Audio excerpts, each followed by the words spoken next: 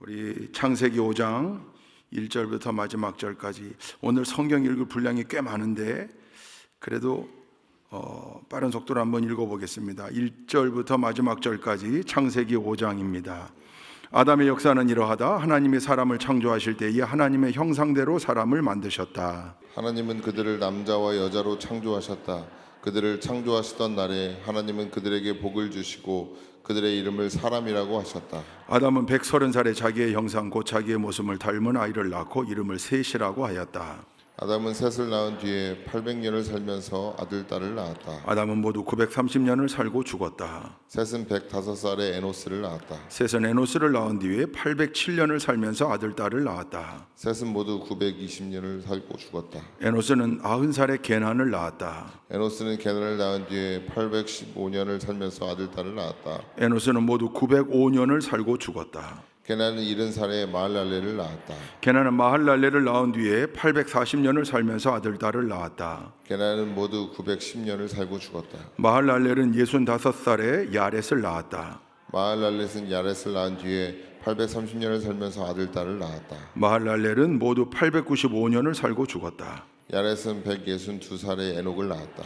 야렛은 에녹을 낳은 뒤에 800년을 살면서 아들 딸을 낳았다. 야렛은 모두 962년을 살고 죽었다. 에녹은 65살에 무두셀라를 낳았다. 에녹은 무드셀라를 낳은 뒤에 300년 동안 하나님과 동행하면서 아들 딸을 낳았다. 에녹은 모두 365년을 살았다. 에녹은 하나님과 동행하다가 사라졌다. 하나님이 그를 데려가신 것이다. 무두셀라는 187살에 라멕을 낳았다. 무드셀라는 라멕을 낳은 뒤에 782년을 살면서 아들 딸을 낳았다. 무두셀라는 모두 969년을 살고 죽었다. 라멕은 182살에 아들을 낳았다.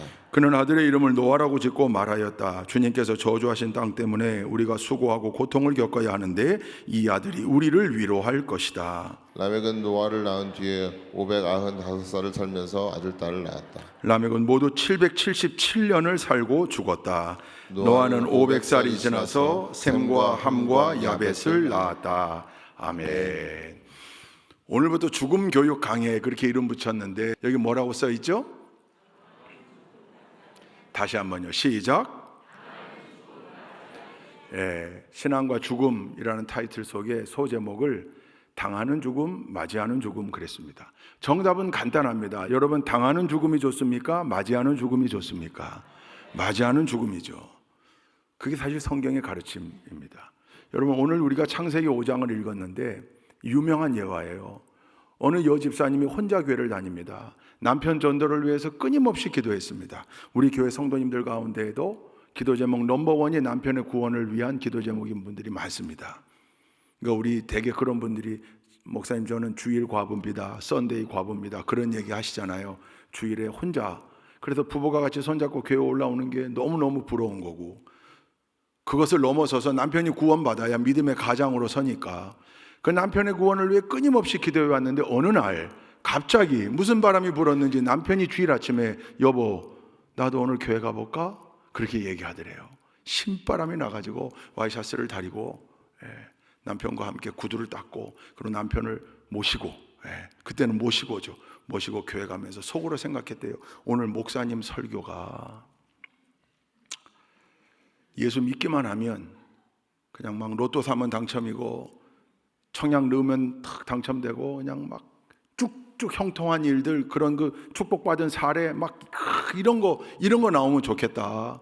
그렇게 마음으로 빌면서 갔는데 오늘 본문이 창세기 5장 이거더랍니다. 우리가 읽은 본문입니다. 이거 본문 택할 일이 많지 않습니다. 그날따라 목사님 설교가 굉장히 철학적이었답니다. 그래서 사실은 예수 믿은 지 오래되는 자기도 사실은 그 설교 어려웠대요. 남편 눈치를 자꾸 보고 남편이 졸지는 않을까. 다행히 남편이 졸지는 않더랍니다. 예배 끝나고 집으로 왔는데 오는 길에 그러더랍니다. 여보 나도 오늘 처음 왔는데 왜 나는 등록카드를 안 주냐고.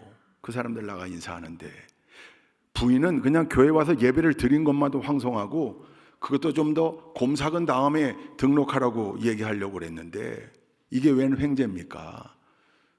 다음 주에 꼭 등록카드 주겠다고. 집에 가서 맛있게 점심 식사를 준비해서 남편과 함께 식사하면서 물어봤대요. 여보, 내가 오늘 우리 목사님 설교가 그렇게 당신 처음 예수 믿으러 나온 사람에게 그렇게 이해되는 설교도 아니었고 와닿는 설교도 아니었는데 왜 교회 등록할 생각까지 했느냐 물어봤더니 이 남편이 그러더래요. 오늘 읽은 본문에 보니까 누구도 죽었고 누구도 죽었고 누구도 죽었고 누구도 죽었고 그렇게 나오는데 자기 귀에 너도 죽는다. 당연한 얘기죠. 사실은 그거 부인할 사람이 누가 있습니까? 교회 바깥에 있는 사람도 다 죽는 줄 알아요. 그런데 잊고 사는 거죠. 영원히 살 것처럼 사는 거죠. 그렇게 생각되니까 나도 죽음 이후를 준비해야 되겠고, 기왕에 죽음 이후를 준비하려면 내 아내가 다니고 있는 교회 와서 예수 붙잡아야 되겠다. 그런 생각이 들었다는 거예요. 그러니까 참 성령님의 역사는 그러니까 내가 그 사람을 전도하기 위해서 내가 그의 마음에 감동을 주고 그거 다 헛소리인 거죠. 하나님의 나를 도구로 사용하시지만 성령께서 그 마음을 터치할 때 아주 거친 말에도 은혜가 되면 인생이 바뀌고 운명이 바뀌는 거죠. 그러나 하나님의 말씀으로. 할렐루야. 여러분, 우리 믿음의 사람들에게 메멘토 모리, 죽음을 기억하라, 이 라틴어는 뗄래야 뗄 수 없는 우리 기독교인들에게, 우린 다 죽잖아요. 오늘 여기 나와 있는 초기 인류의 족보 가운데 에녹만 사라졌다 그랬습니다. 어떻게 사라졌습니까? 하늘로 들려갔다 그랬습니다. 나머지는 다 이 땅에서의 삶을 영위하다가 다 죽었어요. 우리도 다 그 뒤를 따라가야 될 사람들입니다. 그러니 늘 메멘토 모리, 메멘토 모리, 죽음을 기억하라. 그러면서 동시에 똑같은 라틴어인데 까르페 디엠, 오늘의 최선 다하라. 그래서 메멘토 모리 앤 까르페 디엠, 이 두 개는 같이 와요. 늘 죽음을 기억하는 사람은 오늘의 최선 다하는 거죠. 왜? 내 생명이 언제인지 몰라요. 언제까지일지 몰라요. 언제 하나님 불러가실지 몰라요. 그러니까 죽음을 묵상하고 기억하는 사람들은 늘 삶의 진지한 자세, 성실한 자세로 나타날 수밖에 없다는 거예요. 신앙이 없는 사람들도 그 얘기를 해요. 데스 에듀케이션이라고 하는 죽음 교육, 생사학 공통적으로 얘기해요. 근데 우리는 교회 밖의 사람들하고 다르잖아요. 우리는 근거가 어디 있습니까? 성경에 있습니다. 하나님 말씀에. 당하는 죽음, 맞이하는 죽음. 여러분이 어떤 차이인 거예요? 말장난인 것 같지만 큰 차이가 있죠. 당하는 죽음 말고 맞이하는 죽음은 준비되는 죽음이죠. 죽음을 묵상하면서 내 마지막은 어땠으면 좋을까? 어떤 모습이어야 할까? 현실적으로도 준비하는 거예요. 그냥 머릿속으로만 그려보는 게 아니라 현실적으로도 준비하는 거예요. 성경은 그런 차원에서 죽음 교육의 교본이다, 생사학의 교본이다, 그런 말들을 합니다. 특히 성경의 프롤로그에 해당되는 창세기에 이 얘기들이 아주 풍성하게 기록되어 있는데 그 가운데 대표되는 몇 곳만 우리가 한번 오늘 찾아보려고 해요. 우리는 일반 교회 바깥의 생사학이나 죽음 교육에서 얘기하는 그거 말고, 그거 플러스 알파, 아니 그거보다 더 근본적인 하나님 말씀에 기록되어 있는 이야기, 하나님이 우리에게 원하고 계시는 우리의 삶의 마지막. 죽음과 삶은 종이 한 장 차이라고 그랬고, 삶은 죽음으로 완성되는 건데, 그러니까 웰빙 했지만 웰빙은 뭐로 완성되는 거예요? 웰다잉으로 완성되는 거죠. 그래 놓고 보면 우리 믿음의 사람들이 언제나 종말론적 신앙을 가지고 마지막을 생각하는 건 너무도 중요한 이야기가 됩니다. 이제 이게 우리 교회 올해 장래 혁신으로까지 프로젝트로 이제 이어지기 때문에 제가 지난번 우리 시니어 칼리지 개강 강의 때 이걸 잠깐 했었습니다.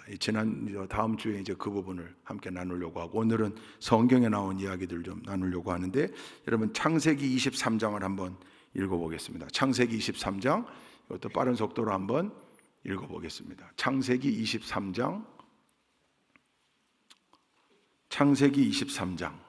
네. 사라는 100년하고도 27회를 더 살았다. 이것이 그가 누린 횟수이다. 그는 가나안 땅 기럇 아르바 곧 헤브론에서 눈을 감았다. 아브라함이 가서 사라를 생각하면서 곡을 하며 울었다. 아브라함은 죽은 아내 옆에서 물러나와서 헷사람에게로 가서 말하였다. 나는 여러분 가운데서 나그네로 떠돌이로 살고 있습니다. 죽은 나의 아내를 묻으려고 하는데 무덤으로 쓸 땅을 여러분들에게서 좀 살 수 있게 해주시기를 바랍니다. 헷 족속 사람들이 아브라함에게 대답하였다. 어른께서는 우리가 하는 말을 들어보시기 바랍니다. 어른은 하나님이 우리 가운데 세우신 지도자이십니다. 우리의 묘지에서 가장 좋은 곳을 골라서 고인을 모시기 바랍니다.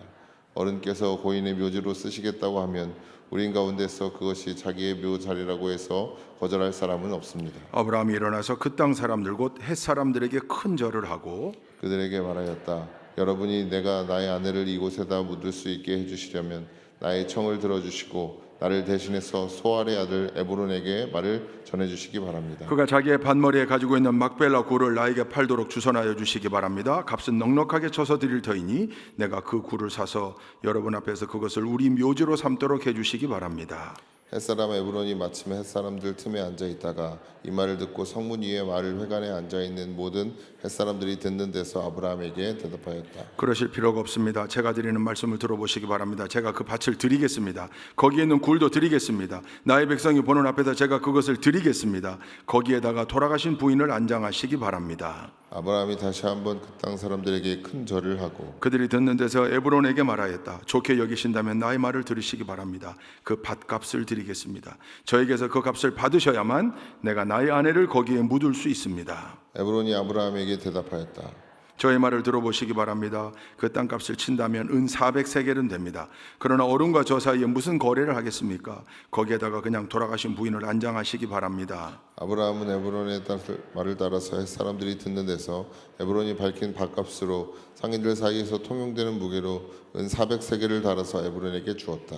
그래서 마므레 근처 막벨라 있는 에브론의 밭, 곧 밭과 그 안에 있는 굴, 그리고 그 밭 경계 안에 있는 모든 나무가 마을 법정에 있는 모든 햇사람들이 보는 앞에서 아브라함의 것이 되었다. 그렇게 하고 나서 비로소 아브라함은 자기 아내 사라를 가나안 땅 마므레 근처 곧 헤브론에 있는 막벨라 밭 굴에 안장하였다. 이렇게 하여 헷 사람들은 그 밭과 거기에 있는 굴 묘지를 아브라함의 소유로 넘겨 주었다. 아멘. 여러분, 창세기 23장은 사라의 장래 이야기입니다.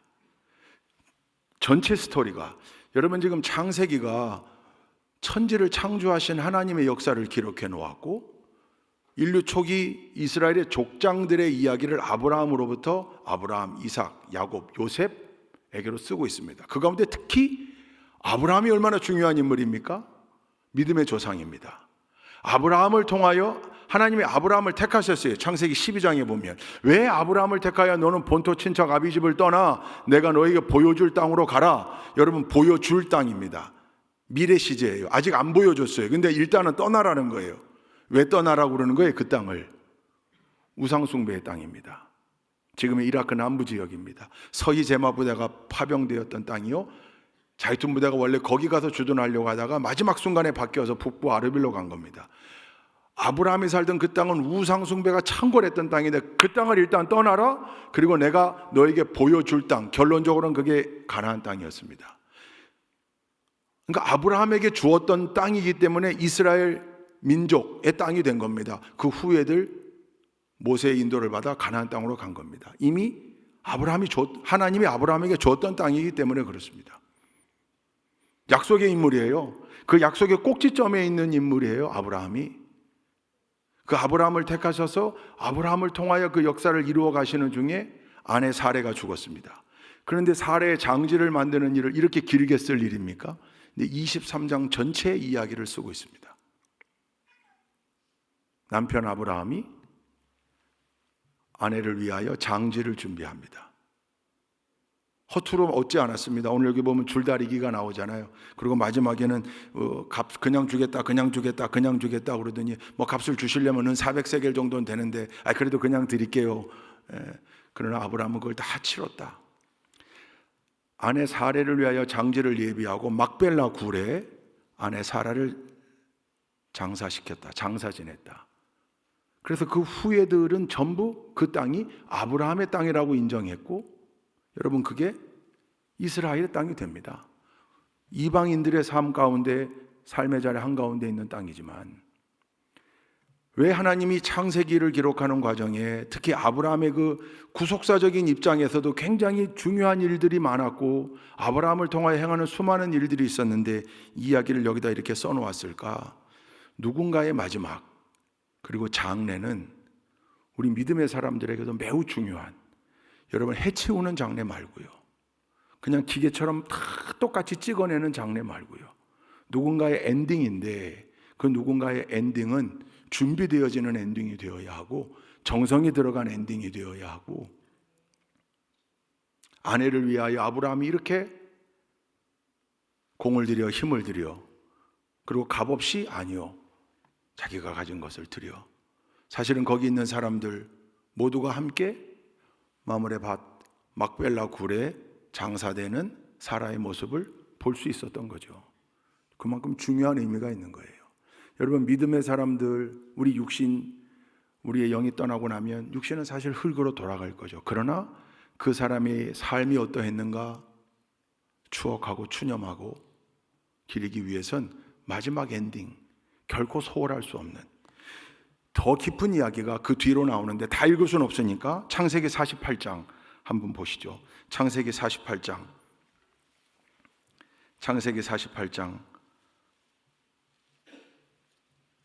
이런 일이 있은 지 얼마 되지 않아서 요셉은 아버지의 병환 소식을 들었다. 요셉은 두 아들 므낫세와 에브라임을 데리고 아버지를 뵈러 갔다. 야곱 곧 이스라엘은 자기의 아들 요셉이 왔다는 말을 듣고서 기력을 다하여 침상에서 일어나 앉았다. 여러분 다 읽어야 되는데 집에 가서 읽어보십시오. 48장, 49장, 50장이에요. 야곱의 마지막이에요. 야곱의 다른 이름이 뭡니까? 이스라엘입니다. 그 이스라엘의 마지막이 어떠했는가? 여기 2절, 야곱 곧 이스라엘은 자기 아들 요셉이 왔다는 말을 듣고서 기력을 다하여 침상에서 일어나 앉았다. 뭐 하려고요? 마지막을 준비하는 거예요. 요셉이 에브라임과 므낫세 두 아들을 데리고 와요. 아버지 야곱은 자기의 생명이 다해감을 직감적으로 느낍니다. 그래서 두 아들을 데리고 온 요셉을 축복하고 두 아들을 축복합니다. 그게 에브라임과 므낫세예요. 중요한 장면이 나와요. 그 에브라임과 므낫세가 손자인데 자기 아들로 입양합니다. 자기 아들로. 그래서 에브라임과 므낫세가 삼촌들과 같은 반열로 지파를 형성하는 거예요. 요셉에게 주어진 어드밴티지죠. 왜요? 요셉이 패밀리 가문을 살렸잖아요. 그게 48장이에요.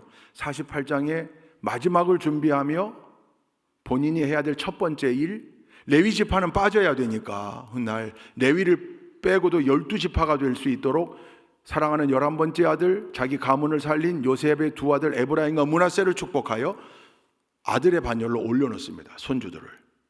그게 48장이에요. 49장 한번 읽어보십시다. 49장 1절부터 야곱이 아들들을 불러놓고서 일렀다. 너희는 모여라. 너희가 뒷날에 겪을 일을 내가 너희에게 말하겠다. 야곱의 아들들아 너희는 모여서 들어라. 너희 아버지 이스라엘이 하는 말에 귀를 기울여라. 49장은 그럼 뭐예요? 야곱의 유언이죠. 12아들을 12아들 다 끌어모았어요. 1차로 한 거는 요셉의 두 손주를 축복하여 아들의 반열로 올려놓고 나머지 아들들을 12아들을 다 다시 불러 모읍니다. 지금 임종 순간이에요. 정리하는 거예요. 여러분 야곱의 12아들이 어떻게 됩니까? 르우벤, 시므온, 레위, 유다, 단, 납달리, 갓, 아셀, 이사갈, 스불론, 요셉, 베냐민. 다 알고 계시죠? 네. 이 12아들이 12지파가 돼요. 다만 요셉은 에브라임과 므낫세로 대치되고 레위는 지파 개념에서 빠지고, 요 12아들을 향해서 하나하나 축복하고 예언하는 거예요. 이미 이스라엘 12지파의 역사가 여기서 결정됩니다. 아버지가 자기 자녀들을 하나하나 축복하기도 하고 예언하기도 했습니다. 여기 다 읽을 수 없어서 지금 29절부터 33절까지 읽어보십시다. 29절 야곱이 아들들에게 일렀다. 나는 곧 세상을 떠나서 너희 조상들에게로 돌아간다. 내가 죽거든 나의 조상들과 함께 있게 햇사람 에브론의 밭에 있는 묘실에 묻어라. 그 묘실은 가나안 땅 마므레 앞 막벨라 밭에 있다. 읽으십시오. 그 묘실은 아브라함 어른에게서 묘실로 쓰려고 햇사람 에브론에게서 밭과 함께 사두신 것이다. 거기에는 아브라함과 그분의 아내 사라 이 두 분이 묻혀 있고 이삭과 그분의 아내 리브가 이 두 분도 거기에 묻혀 있다. 나도 너희 어머니 레아를 거기에다 묻었다. 밭과 그 안에 있는 묘실은 햇 사람들에게서 산 것이다. 함께 야곱은 자기 아들들에게 이렇게 이르고 나서 침상에 똑바로 누워 숨을 거두고 조상에게로 돌아갔다. 아브라함이 아내 사라를 위하여 샀던 그 마므레 밭 막벨라 굴에 아브라함, 사라, 이삭, 리브가 묻혀 있는 거예요. 레아를 거기다 묻었다고 그랬어요. 자기 부모님도 묻혀 있고 자기 할아버지 할머니도 묻혀 있는 그곳에 아브라함이 준비한 그 장지에 야곱이 거기 들어갑니다. 다 준비해 놓고 유언해 놓고 축복해 놓고 그리고 죽습니다. 여러분, 이런 준비 과정 없이 사실은 갑자기 어려움을 당하는 분들도 있고 또 병원에 들어가 수술한 다음부터는 대화가 어려워져서 그러니까 이건 언제 준비해야 될까요? 우리가 건강할 때요. 건강할 때. 여러분 지금 이 대목을 보면 요즘 쓰는 사전 장례 계획서라고 있습니다. 사전 장례 의향서라기도 하고 내 장례식은 이렇게 해다오. 나는 이렇게 해라. 여러분 이게 믿음의 사람들이 늘 기억해야 되는 메멘토 모리 있다 있어요. 야곱이 그 모범을 우리에게 보여주고 있어요. 다 했어요. 매우 중요해요. 그냥 당하는 죽음 말고 준비되어지는 죽음. 그래서 지금 우리 교회 성도님들의 장례 때마다 어머님 아버님이 그렇게 말씀 못하고 가셨기 때문에 그 상주들과 협의해서 우리가 주관하는 장례 때 특히 우리 성도님들 직접상일 때는 지금 작년 후반기부터 계속 권면해요. 수의 입히지 맙시다. 평소 좋아했던 옷으로 입힙시다. 결박하지 맙시다. 수의를 입히고 꽁꽁 묶어요. 꽁꽁 이 지방 따라 장례 지도사 따라 좀 다른데 여러분 결론적으로 여기 이제 우리도 교회 또 장례 지도사 자격증 가지고 계신 분들이 있을 텐데 제가 벌써 한 10수년 전부터 너무 불편했어요. 군교회에서도 장례 치를 일이 많아요. 장병들이 죽기도 하지만 군교회 성도들 부모님 또 우리 성도들이 돌아가시기도 하고. 근데 언제부터인가 여러분 그전에는요 기독교인이 죽으면 대개 목사님과 장로님들이 염했어요. 시골에서 염 다 했어요. 저희도 신학대학 다닐 때 그 염하는 방법을 전문적으로 배우지는 못했지만 수박 겉핥기식으로도 배웠어요. 다 닦고 또 틀어막고.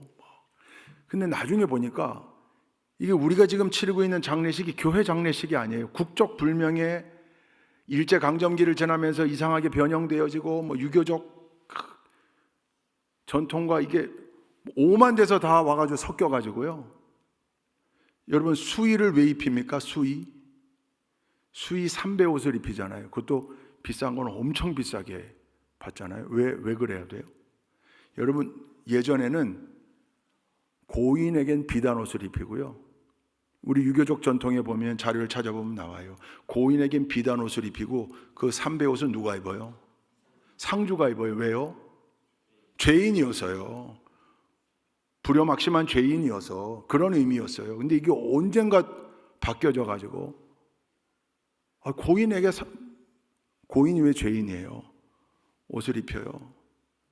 그리고 장례 지도사들이 어느 기관에서 배웠는지에 따라 또 다 달라서요.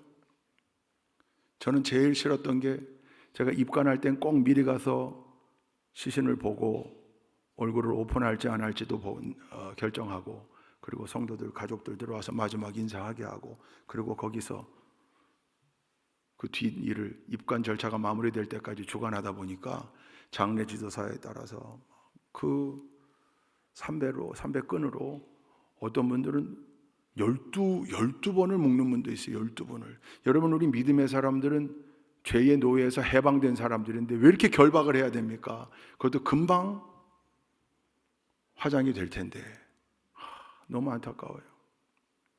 이상한 장례들이 굉장히 많아요. 그리고 장례 지도사들이 이상한 사제가 됐어요. 정체불명의 종교의 사제가 됐어요. 자기들이 뭘 해야 돼요. 자기들이. 아마 종교가 없는 분들은 그렇게 인도해주는 장례 지도사가 또 고맙겠죠. 자기들이 뭘 어찌해야 할지 모르고 당황스러운데 인사하십시오, 뭐 절하십시오, 뭘 넣으십시오, 드십시오 이러니까 또 고맙기도 하겠죠. 그러나 우린 기독교식으로 합니다. 제가 다 하니까 그냥 계십시오. 그렇게 해도 제가 다 하고 나면 또 와가지고 뭐 어머님이 어디 좋은 데로 가셨을 겁니다. 아니 금방 천국 갔다고 다 예배하고 다 했는데 뭘 또 좋은 데로 갔다고 그러고 거기 가시는 길에 걸음걸음 그래도 요즘은 우리 교회 장례가 나면 우리 부목사님들이 이제 다 훈련이 돼서 장례 지도사하고 유족을 통하여 다 협조하고 그래서 옷 그냥 입히고 평소 좋아하셨던 옷 입히고 그거 왜 비싼 거 씁니까? 쓸 거 전혀 없어요. 금방 태울 건데 그런 걸 장례 의향서에 써주셔야 돼요. 자녀들은 어려워요. 어머니가 그냥 돌아가셨는데 종이관을 쓰겠대. 대개 이럴 때 왜 고모부, 삼촌 이런 분들이 난리치잖아요. 외삼촌, 고모부 뭐 이런 분들이 네? 자기들은 돈 안 낼 거면서 그러니까 그런 걸 다 장례 계획서를 쓰는 거죠. 장례 계획서를. 다만 우리 교회는 이제 이걸 더 확대해서 장례 혁신 프로젝트를 가지고 준비하려고 해요.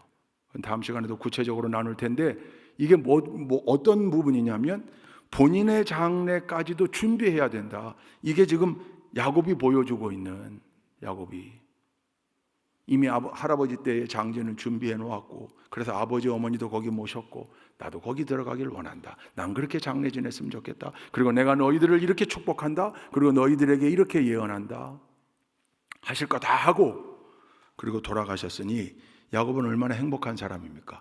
그런 마지막을 맞이하기를 저 또한 간절히 소원합니다. 여러분도 마찬가지. 그걸 위해서 그럼 기도해야죠. 기도하면서 어떠하면 좋을까 생각하면서 내가 죽거든 자녀들이 이 찬송을 불러다오. 장례식에서 노래 못 불러도 괜찮다. 불러다오. 너네 노래를 못 불러서 그때 온 조객들이 웃어도 괜찮다. 아니 천국 가 있는데 괜찮다. 여러분 흑인들이 Oh when the saints go marching in 부르잖아요. Oh when the saints go marching in 관을 들고 Oh Lord I want to be in that number When the saints go marching in 왜요? 이 힘들고 어려운 삶을 다 끝내고 이제 천국 갔으니까 이거 기쁨으로 행진하자. 사실 우리의 기독교인의 장례식이 근본적인 정신은 거기에 있는 거죠. 이별은 슬프지만 그러나 궁극적으로는 이 땅에서의 삶을 끝내고 하나님 곁으로 간 그분을 환송하면서 근데 이렇게 하려면 그냥 돌아가셨는데 자녀들이 다 어려워요. 엄청 어려워요. 한 명만 비토를 놓으면 못해요. 자녀들 중에 한 명만 비토를 놓으면 못해요. 근데 할 수 있는 방법 부모님들이 장례 의향서를 다 써놓고 이게 어머님 뜻이다. 이게 아버님 뜻이고 어머님 아버님 뜻인데 그걸 안 할 수 있나요? 다. 창세기 49장이 그래서 우리에게 주는 굉장히 중요한 교훈이 여기 있습니다. 뿐만 아니라 창세기 50장 장례 후 이야기가 거기 나와요. 장례 후의 이야기, 애도의 이야기가 있죠. 1절부터 한번 빠른 속도로 읽어보십시다. 요셉이 아버지의 얼굴에 엎드려서 울며 입을 맞추고 시위들이 시켜서 아버지 이스라엘의 시신에 방부제 향 재료를 넣게 하였다. 시위들이 방부제 향 재료를 넣는데 꼬박 40일이 걸렸다. 시신이 썩지 않도록 향재료를 넣는데 이만큼 시간이 걸린다. 그리고 이집트 사람들이 그의 죽음을 애도하며 70일을 곡하였다. 곡하는 기간이 지나니 요셉이 바로의 궁에 알렸다. 그들이 나를 너그럽게 본다면 나를 대신하여 바로께 말씀을 전해주시오. 우리 아버지가 운명하시면서 내가 죽거든 내가 가나안 땅에다가 준비하여둔 묘실이 있으니 거기에 나를 묻어라 하시고 우리 아버지가 나에게 맹세하라고 하셔서 내가 그렇게 하겠다고 맹세하였소. 내가 올라가서 아버지를 장사 지내고 올 수 있도록 허락을 받아주시오. 요셉이 이렇게 간청하니 고인이 맹세시킨 대로 올라가서 선친을 장사 지내도록 하라는 바로의 허락이 내렸다. 요셉이 자기 아버지를 묻으러 올라갈 때 바로의 모든 신하와 그 궁에 있는 원로들과 이집트 온 나라에 있는 모든 원로와 요셉의 온 집안과 그 형제들과 아버지의 집안 사람이 그들에게 딸린 어린 아이들과 양떼와 소떼는 고센 땅에 남겨둔 채로 요셉과 함께 올라가고 거기에다 병거와 기병까지 요셉을 호위하며 올라가니 그 굉장한 상여 행렬이 볼만하였다. 그들은 요단강 동쪽 아다 타작 마당에 이르러서 크게 통곡하며 호곡하였다. 요셉은 아버지를 생각하며 거기에서 이레 동안 애곡하였다. 그들이 타작마당에서 그렇게 애곡하는 것을 보고 그 지방에 사는 가나안 사람들은 이집트 사람들이 이렇게 크게 애곡하고 있구나 하면서 그곳 이름을 아벨 미스라임이라고 하였으니 그곳은 요단강 동쪽이다. 야곱의 아들들은 아버지가 명령한 대로 하였다.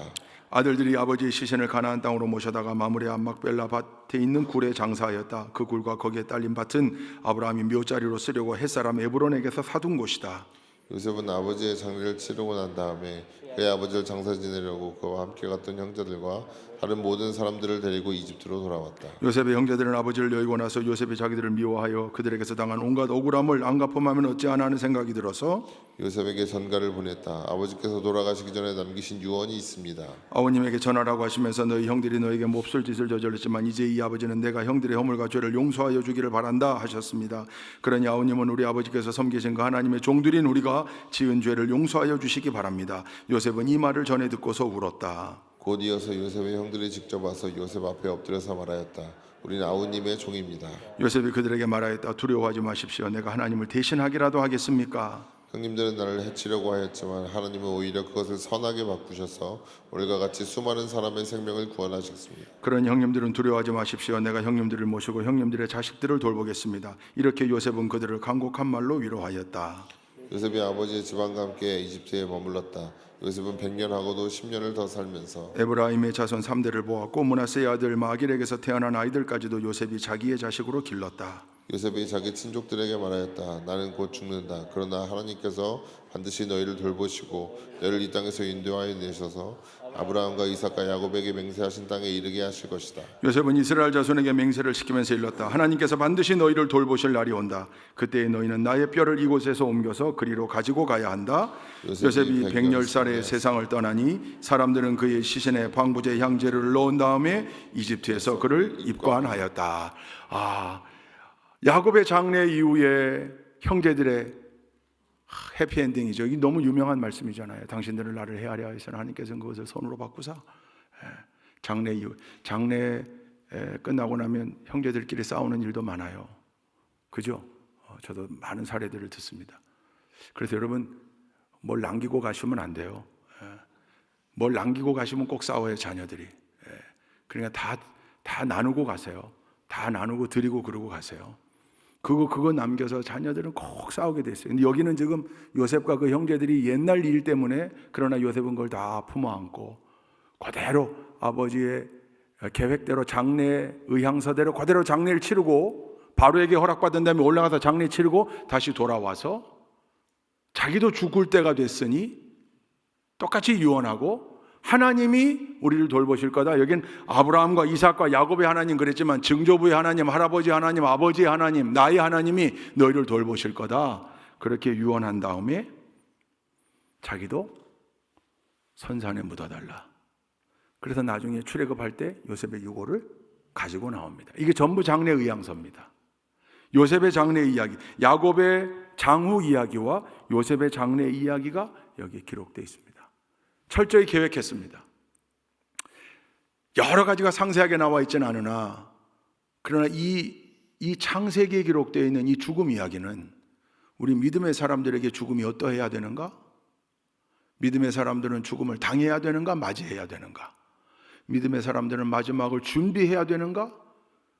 그냥 준비 없이 그냥 맞닥뜨려서 자녀들이 가족들이 당황하게 그렇게 만들 것인가? 아니요. 그래서 여러분 늘 마지막을 생각하고 사는 사람은 미리 유언도 써보고 유서도 써보고 내 장례식에 대한 그림도 그려보고 그걸 장례 의향서로 쓰고 지난번 우리 시니어 칼리지에서 아주 간단하게 한번 써봤어요. 이제 그걸 더 완성해서 우리 성도들 전부에게도 권면하려고 합니다. 뭐 존엄사, 연명치로 거부의 이야기, 모든 게 다 사실은 우리 마지막과 연결되어 있는데 근본 정신은 그겁니다. 우리의 죽음은 이 땅에서 끝이 아니다. 이 다른 사람들이 이야기하는 대로 그저 죽음은 다 끝, 슬픔, 그래서 멸망, 소멸? 아니요. 택도 없는 소리죠. 믿음의 사람들은 영원한 생명, 영생, 할렐루야. 제가 늘 장례식 때마다 하는 얘기지만 엄마 뱃속에서의 10개월은 이 땅에서의 100년을 준비하고 이 땅에서의 100년 삶은 천국에서의 영원한 삶을 준비한다. 그게 우리네 장례예요. 우리네 삶이에요. 그러니 우리가 늘 이것을 기억해야 되겠죠. 이 일의 꼭지점에 있는 아브라함이 창세기 23장 아까 우리가 읽었는데 그 헤브론 사람 에그론에게 장지를 살려고 하면서 뭐라고 그랬냐면 23장 4절에 나는 여러분 가운데서 나그네로 떠돌이로 살고 있습니다. 이게 삶에 대한 근본 정신이었어요. 아브라함의, 이삭의, 야곱의, 요셉의 우린 나그네. 여기서 영원히 살지 않아. 여기서 살다가 어디로 가야 돼요? 본향으로 가야 돼요. 본향으로. 그러니까 우리는 다 나그네라는 거죠. 그래서 히브리서 11장 9절에 이렇게 나와요. 히브리서 11장 9절 함께 읽습니다. 시작.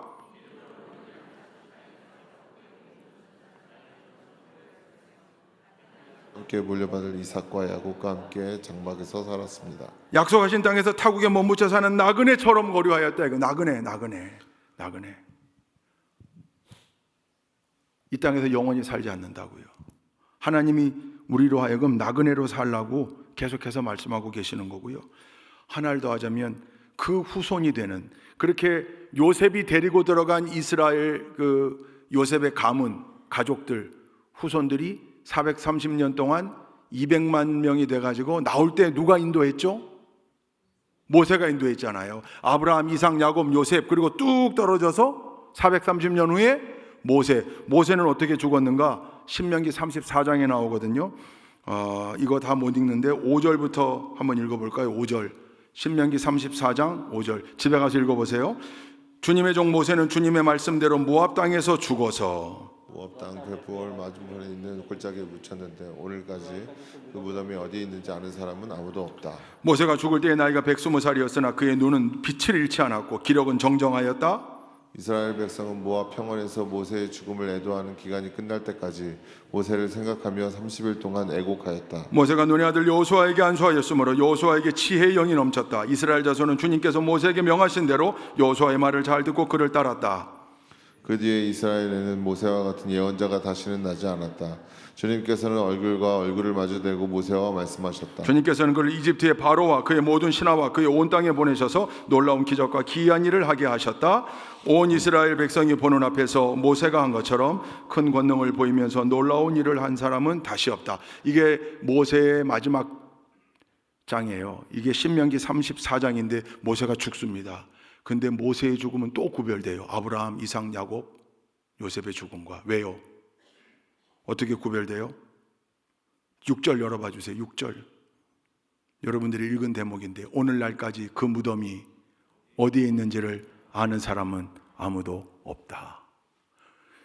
이렇게 위대한 사람. 10절에 하나님께서는 얼굴과 얼굴을 마주대고 모세와 대면하여 얘기했다고 그랬어요. 페이스 투 페이스. 하나님과 대면하여 얘기했던 유일한 사람이에요. 그 능력자인 모세의 마지막이 어떠했는가? 무덤도 모른 채. 이건 뭘 뜻하는 겁니까?